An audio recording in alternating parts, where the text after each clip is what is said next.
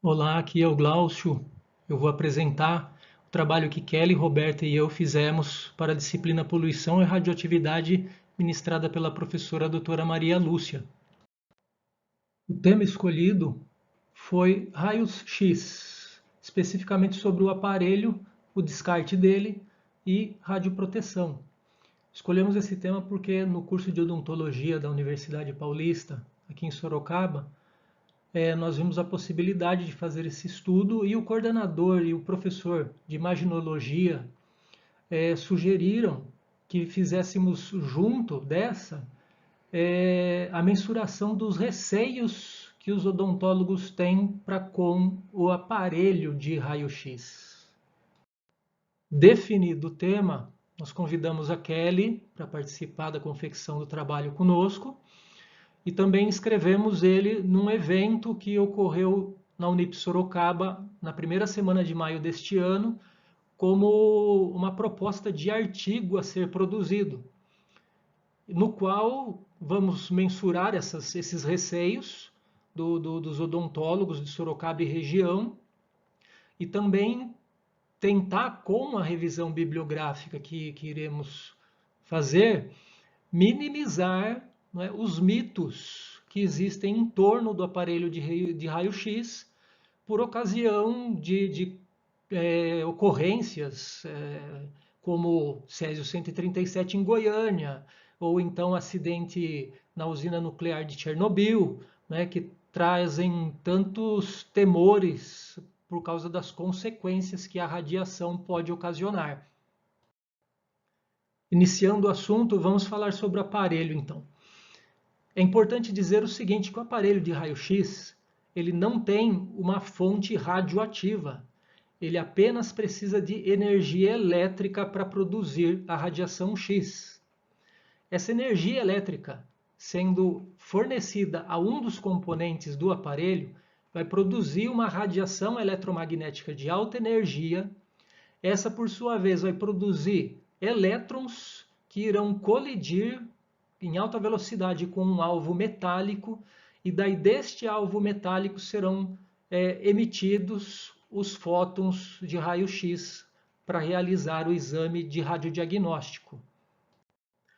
Os componentes principais de qualquer aparelho de raio-x são gerador de alta tensão, tubo de raio-x, colimador e filtro de alumínio, onde o gerador de alta tensão é o componente que vai simplesmente transformar a energia elétrica convencional em uma energia de maior tensão para alimentar o componente a seguir, o tubo de raio-x ou ampola que vai produzir a radiação. É este componente, o tubo, e apenas quando alimentado pela energia de alta tensão, que vai produzir a radiação X. É como se fosse uma máquina fotográfica, cujo flash só é acionado quando aperta-se o botão para tirar a fotografia. Então é como se fosse um simples start. Apertou, produz a radiação. Essa ampola, o tubo de raio-x, ele possui o cátodo, o ânodo e o alvo, os quais eles irão produzir essa radiação eletromagnética, né, no filamento de tungstênio. Esses elétrons irão colidir com o alvo e serão projetados, emitidos os raios X. Os dois componentes na sequência, o colimador e o filtro, eles vão simplesmente direcionar o feixe de raio-x que está sendo projetado e filtrar, conter aquela radiação que não vai produzir efeito para a imagem do radiodiagnóstico. Portanto, qualquer aparelho de raio-x convencional, ele deve ser descartado como resíduo sólido comum, conforme a Política Nacional de Resíduos Sólidos. Não há necessidade de acionar CENEM ou qualquer outra empresa que possa, e autorizada, possa retirar, remover material radioativo. O aparelho de raio-x não é radioativo, não tem fonte radioativa. A atenção deve ser dada no caso de aparelhos mais antigos, porque esses aparelhos eles podem ter no transformador o óleo Ascarel como veículo refrigerador desse componente, que é um produto perigoso, venenoso, que pode causar danos se descartado irregularmente. Assim também, o aparelho de raio-x e uma sala ou consultório onde é realizado o radiodiagnóstico simplesmente precisa do símbolo convencional de radiação, o trifólio, e não o símbolo vermelho mais incisivo no que quer transmitir de 2007. Dessa forma, qualquer aparelho de raio-x, os fixos de salas e consultórios de radiodiagnóstico, os móveis de consultórios de odontologia ou os portáteis, eles são descartados sem acionamento da CENEM. Por exemplo, para aproveitamento do material metálico, material plástico, desde que não contaminados pelo óleo Ascarel, a única formalidade exigida é a comunicação à vigilância sanitária. E nessa comunicação, o responsável vai pedir para remover o nome dele da responsabilidade deste aparelho e também ele tem que indicar, acusar aí qual vai ser o destino dado para esse aparelho. No caso do tubo ou ampola de raio-x, o destino dela é como se fosse o de uma simples lâmpada. É a mesma coisa que descartar uma lâmpada. E é possível observar aqui escrito na imagem à direita que ela possui um fluido refrigerante. Porém, esse fluido ou óleo, ele não é o Ascarel. O procedimento para o descarte do aparelho, então, é o seguinte. Temos que comunicar à Anvisa.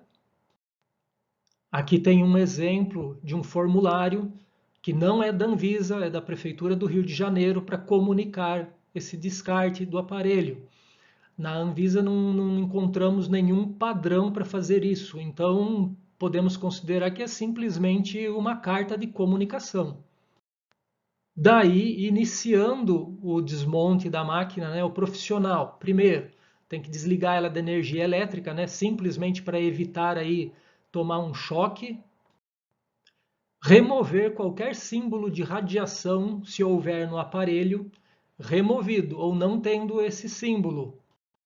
Retira-se do aparelho o tubo ou ampola, e essa ampola tem que ser acondicionada de uma forma a evitar a sua quebra, porque ela pode ser reaproveitada, tendo a possibilidade de reaproveitamento. Ela vai ser encaminhada para reciclagem, daí ou ela inteira ou partes dela serão reaproveitadas. Se não, do contrário, ela vai ser descartada no aterro sanitário licenciado, assim como a gente descarta qualquer lâmpada. No aparelho, é cortado o fio de energia elétrica para que, por exemplo, nenhum curioso no meio do caminho aí resolva ligar esse aparelho à energia elétrica. E outra coisa que tem que se tomar atenção, os aparelhos que foram fabricados antes de 1981. Tem que ser verificado se o transformador não é refrigerado pelo óleo Ascarel. O óleo Ascarel, ele é tóxico. Tendo Ascarel, esse óleo precisa ser drenado e armazenado num frasco fechado e ser encaminhado para incineração numa empresa legalizada para isso. O restante das peças que estiveram em contato com este óleo devem ser descartadas como resíduos químicos perigosos de classe 1, ou seja, mesmo sem o óleo, elas não irão para o destino que as demais peças do aparelho. Removido esse óleo e separada as peças que estiverem em contato com ele, ou então, se não houver esse óleo, ou então o aparelho for mais novo,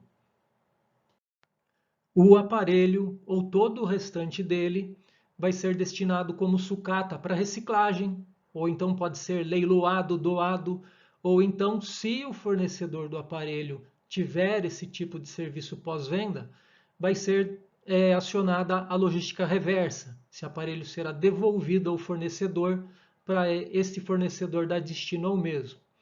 Porque todo esse restante, a ampola e o maquinário, são resíduos sólidos comuns. A radioproteção entrou nesse trabalho por sugestão da Kelly e fez bastante sentido, já que precisamos mostrar aí os meios para se proteger quando o aparelho está funcionando, ou seja, quando o aparelho estiver emitindo a radiação X. Ou seja, existe o que se fazer e meios para se proteger da exposição à radiação. Tudo regulamentado pela CENEM aqui no Brasil e, basicamente, isso é feito através de blindagens por chumbo. A radioproteção é para ser empregada para indivíduos ocupacionalmente expostos, que no caso é o foco desse trabalho, para pacientes e também para as áreas externas em torno de uma sala onde existem funcionando aparelhos de raio-x. A radioproteção é empregada a indivíduos ocupacionalmente expostos e a pacientes através dos EPIs que possuem chumbo em sua formulação, composição, confecção. E áreas externas que estão em torno a uma sala de radiodiagnóstico através das blindagens que são colocadas em suas paredes e ou portas. Logicamente, o indivíduo ocupacionalmente exposto, no caso do nosso trabalho, os odontólogos, eles são os que ficam maior tempo expostos a esse tipo de radiação. São cliques e cliques, vamos dizer assim, um atrás do outro, que somados podem ultrapassar os limites de exposição à radiação. Como dito anteriormente, paredes e portas de uma sala de radiodiagnóstico são blindadas. O acesso a essas salas é restrito e, por isso, as pessoas que estão fora da sala não precisam usar os EPIs que os indivíduos ocupacionalmente expostos e ou pacientes devem utilizar quando realizando o radiodiagnóstico. Aproveitando essa primeira figura, a mulher gestante ela só pode fazer o exame de radiodiagnóstico se estritamente necessário e ainda por cima a necessidade de autorização médica para a realização deste exame. E a mulher gestante, quando IOE e assim que diagnosticada a gravidez, deve ser deslocada para outras atividades pelo empregador, garantindo que esta ficará fora da exposição à radiação. Nesses casos, o limite de radiação que o feto pode receber é de 1 milisievert durante a gestação toda. A figura ao lado mostra 2 dos EPIs que pacientes e principalmente IOEs devem utilizar em suas atividades, os coletes e os aventais. Também existem os protetores de mãos e antebraços, protetores de tireoide, protetores de gônadas, ambos a serem utilizados nas regiões do corpo que não passarão pelo exame de radiodiagnóstico. O indivíduo ocupacionalmente exposto geralmente está protegido por paredes ou biombos com chumbo, vidros pumbríferos que o protegem da exposição à radiação. Ou seja, quando ele aciona o botão de start do raio-x, ele está atrás dessas proteções. Mas quando ausente essa situação, deve usar os EPIs, que no caso é para uma radiação espalhada e não para o feixe primário. Portanto, os coletes que ele venha a utilizar têm até menos chumbo do que os necessários para a proteção do paciente que está sob o feixe primário de radiação. De qualquer forma, o IOE está exposto a essa radiação espalhada várias vezes e não apenas por 1 ou 2 exames. Por isso é crucial a utilização de EPIs e ou outros meios de radioproteção. Outro procedimento de radioproteção É a lei do inverso do quadrado da distância. Quanto mais distante o indivíduo ocupacionalmente exposto fica da fonte de radiação, menor é a quantidade de radiação a que ele vai estar exposto. O que significa isso? Se eu estiver a 1 metro da fonte de radiação, eu estarei recebendo 1x de radiação. A 2 metros, eu estarei recebendo 1/4 desse x de radiação. E assim por diante. Por exemplo, a 4 metros, eu estarei recebendo 1/16 da radiação que eu estaria recebendo lá a 1 metro da fonte radioativa. Assim, a distância também é um procedimento de radioproteção, pois, além de diminuídos de intensidade, quanto maior a distância, mais espalhados eles estão. Em relação ao monitoramento da dose de radiação recebida pelo IOE, Anvisa e Senem obrigam a utilização de um dispositivo que vai guardando a mesma dose que o indivíduo recebeu em suas atividades. É o dosímetro, que pode ser feito de vários materiais e ter várias formas. A mais comum assemelha-se a um crachá, e o indivíduo ocupacionalmente exposto deve utilizar esse dispositivo no cotidiano laboral. Ele é individual, inclusive vem para a utilização com o nome do IOE, é trocado todo mês e o que foi utilizado no mês é levado para análise de laboratório e mensuração da radiação recebida. Quando fora de uso pelo IOE, o dosímetro deve ficar armazenado em local seguro que não receba radiação, inclusive com um outro dosímetro padrão que fica ali parado o mês inteiro e praticamente precisa chegar ao laboratório zerado de radiação absorvida. Como esses exames são esporádicos em consultórios de odontologia, a Anvisa dispensa o uso do dosímetro por esses profissionais, a não ser que eles trabalhem em clínicas de radiodiagnóstico odontológico e daí tenham que fazer mais exames durante sua jornada de trabalho e fiquem mais expostos à radiação.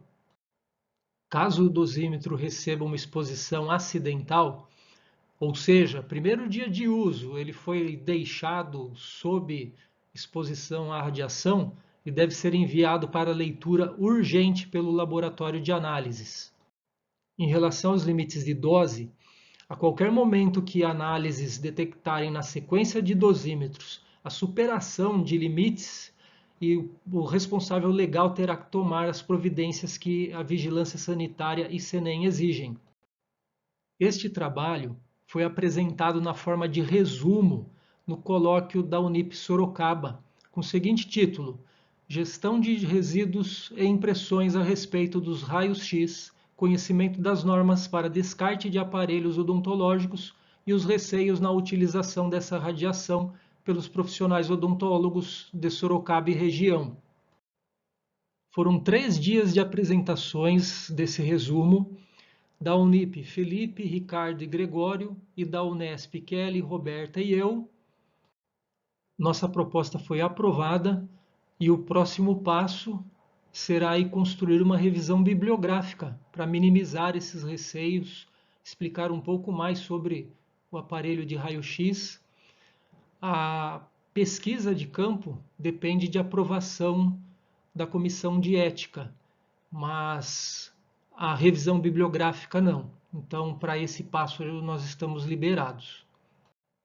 Por fim, a lista das principais referências que utilizamos para produzir esse trabalho. Muito obrigado e sucesso a todos!